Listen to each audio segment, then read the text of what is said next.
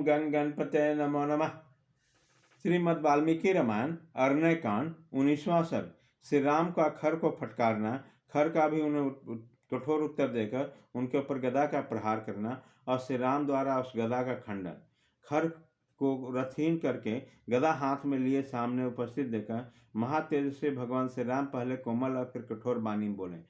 निशाचर, हाथी घोड़े और रथों से भरी हुई विशाल सेना के बीच में रहकर असंख्य राक्षसों का स्वामित्व का अभिमान लेकर तूने सदा ही क्रूरतापूर्वक कर्म किया है, जिसकी समस्त लोकों में निंदा हुई है। जो समस्त प्राणियों को उद्वेग में डालने वाला क्रूर और पापचारी है, वह तीनों लोकों का ईश्वर हो तो भी उसको अधिक काल तक टिक नहीं पाता। जो लोक विरोधी कठोर कर्म करने वाले हैं, उसे सब लोग सामने आया दुष्ट सर्प की भांति मारते हैं।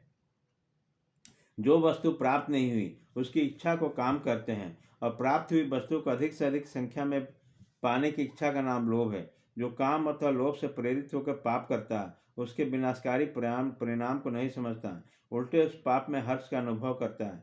वह उसी प्रकार अपना विनाश रूपी परिणाम देखता है, जैसे वर्षा के साथ गिरे हुए ओले खाकर ब्राह्मणी रक्त पुचिका नाम वाली कौड़ी अपना विनाश देखती है।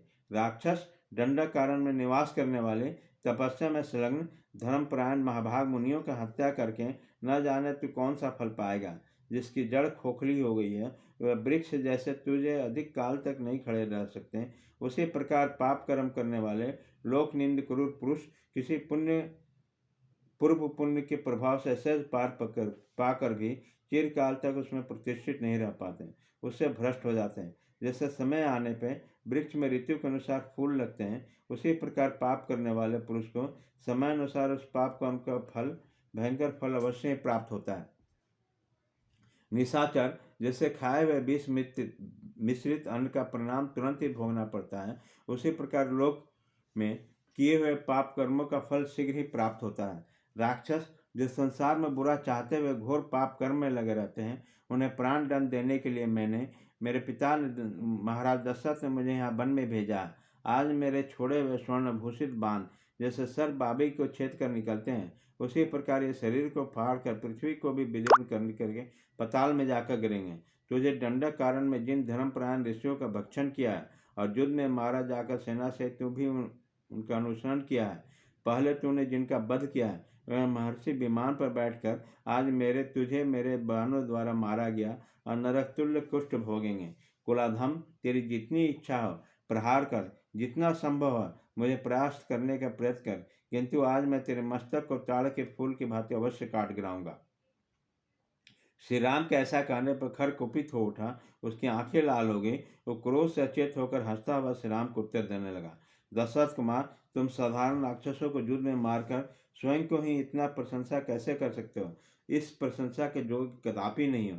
जो श्रेष्ठ पुरुष पराक्रमी अथवा बलवान होते हैं, वह अपने प्रताप के कारण अधिक घमंड में भरकर कोई बात नहीं कहते हैं, अपने विषय में मौन ही रहते हैं। राम, जो क्षुद्र अजितात्मा और क्षत्रिय कुल कलंक है, वह संसार में अपने बढ़ाई के लिए व्यर्थ डिंग हाका करते हैं, और जैसे इस समय तुम अपने विषय में बढ़ कर बातें कर रहे हैं, जबकि मृत्यु के समान युद्ध का अवसर उपस्थित हो, ऐसे समय में बिना किसी प्रस्ताव के सम्राट में कौन वीर अपनी कुलीनता प्रकट करते हुए अपनी स्तुति करेगा?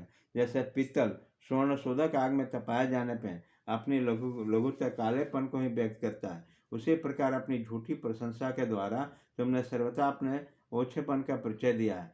क्या तुम नहीं देखते, मैं नाना प्रकार के धातुओं के खाने के से युक्त पृथ्वी को धारण करने वाले अविचल कुल पर्वत के समान यहाँ स्थिर भाव से तुम्हारे सामने गदा लेकर खड़ा हूँ। मैं अकेला हूँ, पासधारी जमराज की भांति गदा हाथ में लेकर रणभूमि में तुम्हारे और तीनों लोगों को भी प्राण लेने की शक्ति रखता हूँ।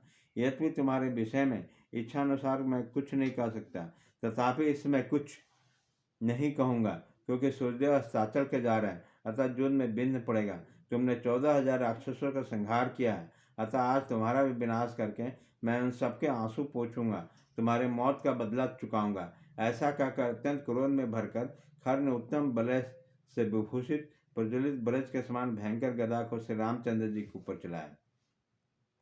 खर के हाथों से छुटी हुई दीप्तिमान विशाल गदा वृक्षों और लताओं को भस्म करके समीप जा पहुंची। मृत्यु के पास के बाद विशाल गदा को अपने ऊपर आती देखकर श्री रामचंद्र जी ने अनेक बाण मारकर आकाश में ही टुकड़े टुकड़े कर डाले। बाण से विदीर्ण होकर चूर चूर होकर वह गदा पृथ्वी पर गिर पड़ी, मानो कोई सर्पणीय मंत्र और औषधियों के बल से गिराई है। इस प्रकार श्री वाल्मीकि निर्मित आश्रमायण आदि काम के अरण्य कांड में 19वां सर्ग पूरा हुआ।